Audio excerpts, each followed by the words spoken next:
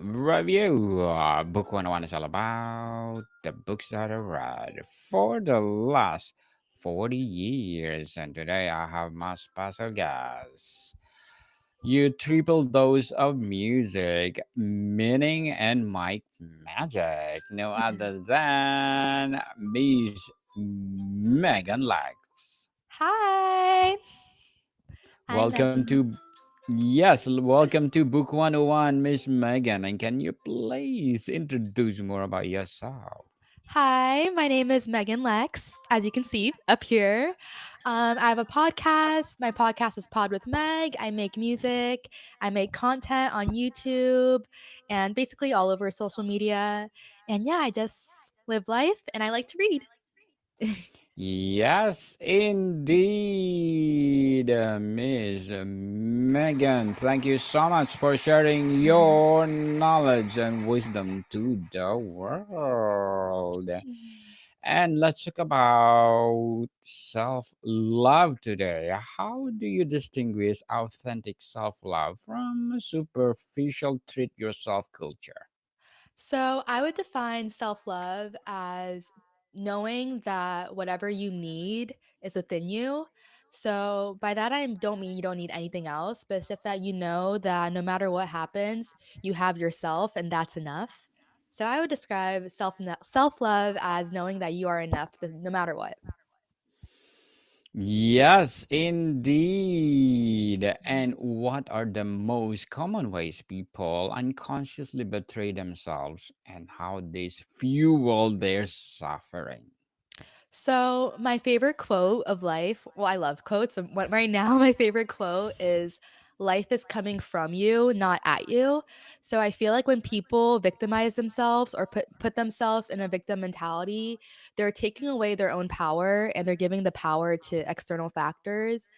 For example, I have this friend who like he lost a job, then he'll be like, "Oh, my life sucks," but you can see it as I will find a job that's better aligned with me. So there's always a silver lining. So I think the best thing we can do is be positive, and whenever we're negative, we're doing ourselves a disservice. Why is it confronting your shadow like flaws or past mistakes necessarily for genuine self love?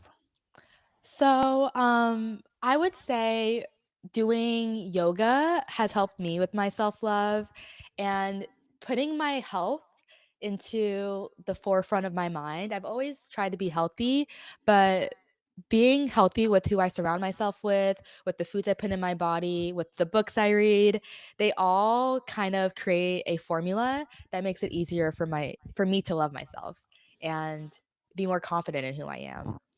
Very well said, Miss Megan. Beautifully articulated. How do early experiences of rejection or conditional love sabotage self love in adulthood?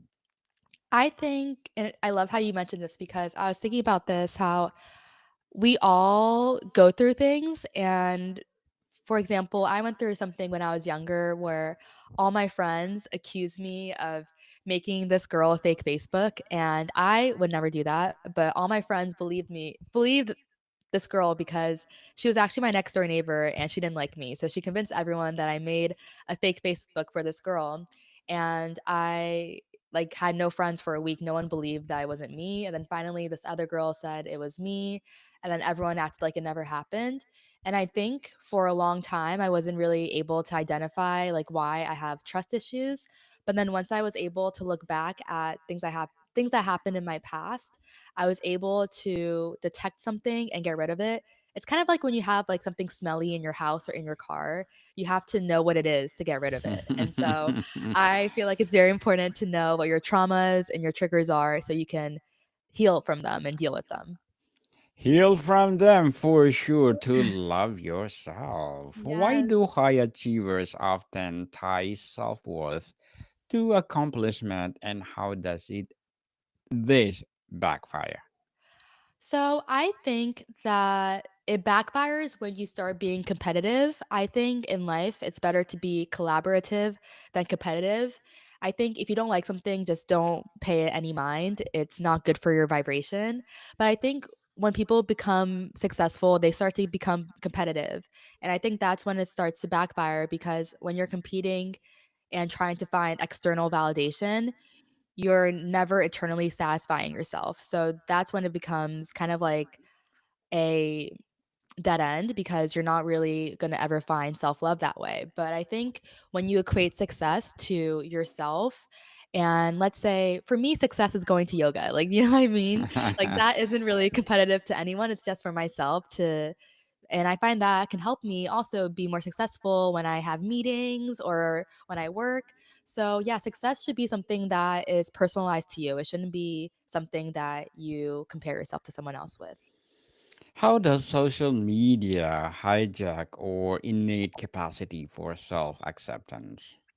Well, because there's likes, there's shares, there's all these things that make you think that if you're not getting a certain amount of followers or likes, that you think you're failing. But in reality, just like everything is kind of propaganda in a way, just because something is said doesn't mean it's true.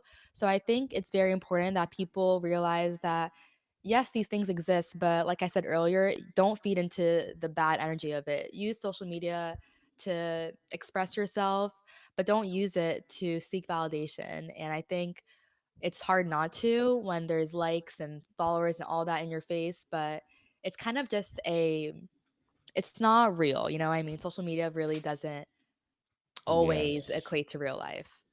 Yes, people, social media is a curated. So don't compare yourself to other people through social media. How does or why does being kind to ourselves feel more dangerous than self criticisms? I think because a lot of people kind of are scared to be like a lot of people think that some things are too good to be true. So I think when things are seem too good, people get a little bit nervous that it's going to end. And just like happiness, it's a feeling like any other feeling or emotion. It doesn't always last. And people need to remember that things aren't always going to last, but that's okay. And I think people are fearful of being too happy because they are scared of they might lose that happiness. Or I also think people don't believe in themselves as much as they should because of a lot of criticism and external factors in this world. So a lot of people are kind of scared to show themselves grace. And sometimes it just feels easier and more familiar to keep being mean to yourself. But once you kind of train your brain to be more loving and kind to yourself and you realize that it's coming from you, not at you, you kind of can let go of that weight. Can practices like self compassion physically rewire the brain stress response, Miss Megan? I definitely think so. In the book I'm reading, meditation is something that really helps the brain because, especially, I have so much to say about this, but especially when you're meditating, you want to say one phrase or one word because when you have like a thousand things on your plate, it's hard to deal with one thing at a time. So when you're meditating, I like to just repeat to myself, what's best for me manifests for me. And just thinking about that one thing just thinks about it just makes me think about other things that could help myself for the better. So I think our brains are better functioning when we're thinking more simply and thinking with less chaos. It's kind of like I love a good analogy, but it's kind of like when your room is messy. You don't even know where to start. You can't even get anything done because you have all these things right in front of you.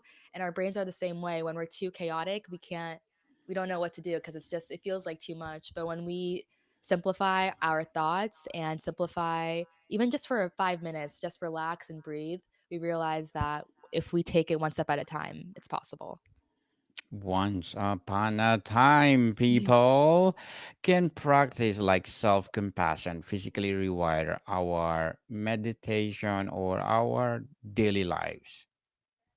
Yes, I think especially for me when I don't do yoga, I or meditate or do any physical exercise, I feel kind of like congested. I kind of believe that my brain has a craving for meditation and exercise. It's kind of like before when I was younger, I used to not like it. I used to think that it felt like I was forcing myself. But now that I know that I'm actually helping my brain and helping myself get stronger, it's really rewarding. And they say the more you meditate, the stronger your brain can get. And the more you do of anything, the stronger you get. So I really believe that the more you practice wellness and steps to be healthy, the healthier you will be from within and without. Indeed.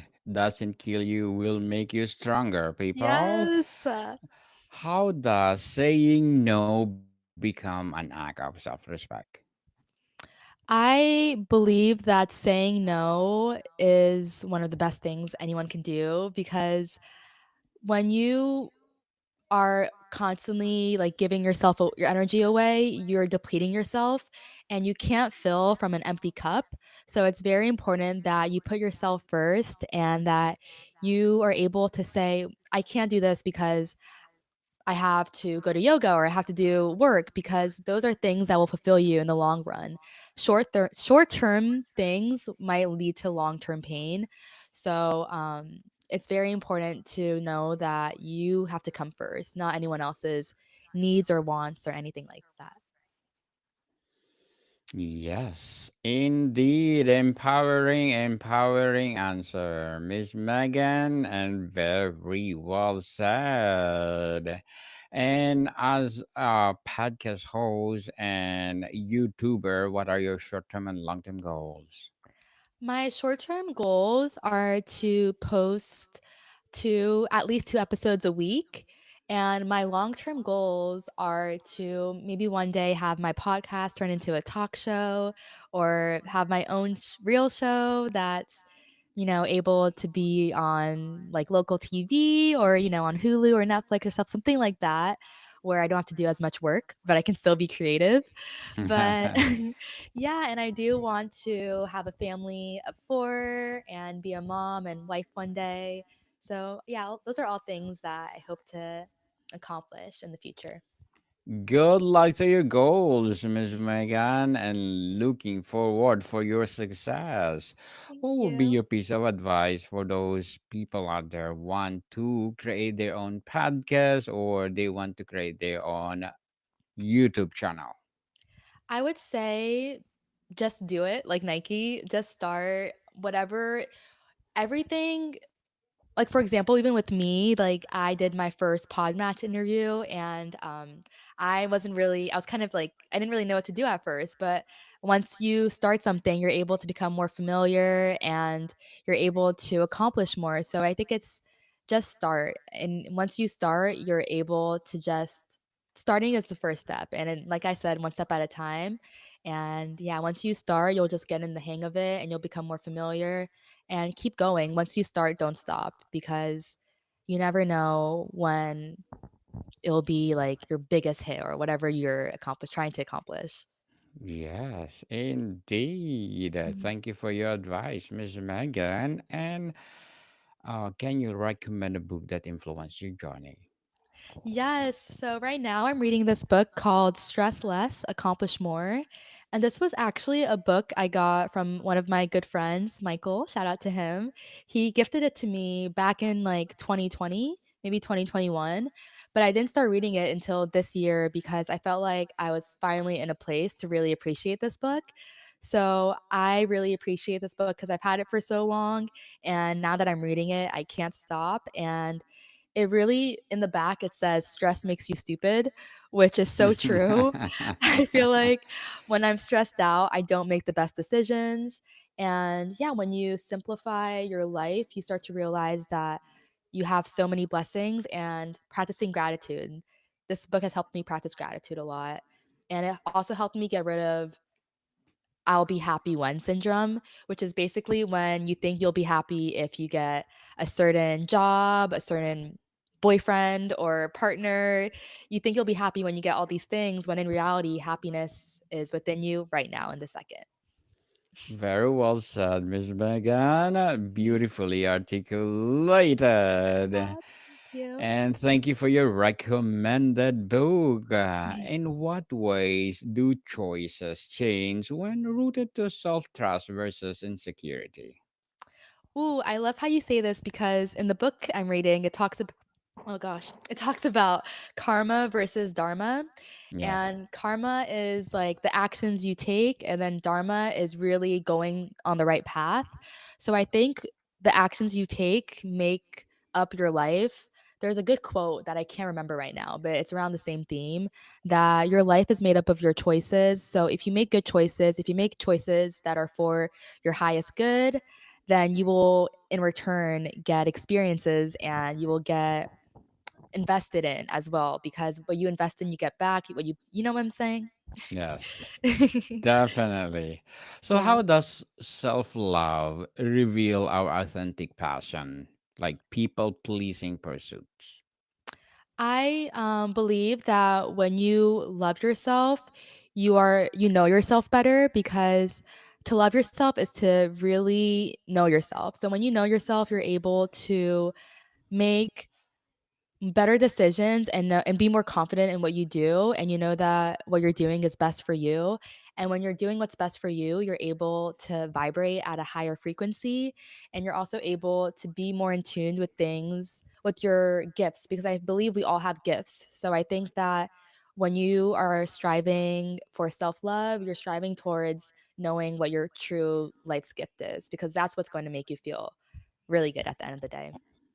For sure. Make sure that you're happy when you sleep, people.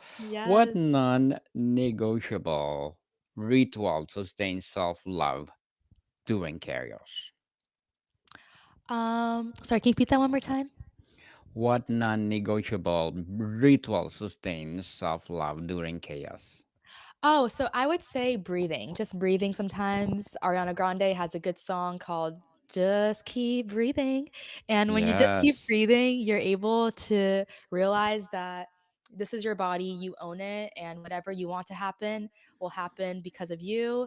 And yeah, just own your body, own your breath, because it can really sometimes when you have all that bad energy inside you, just release it. Release this peace. So I always try to breathe when I'm going through a situation that feels like too much.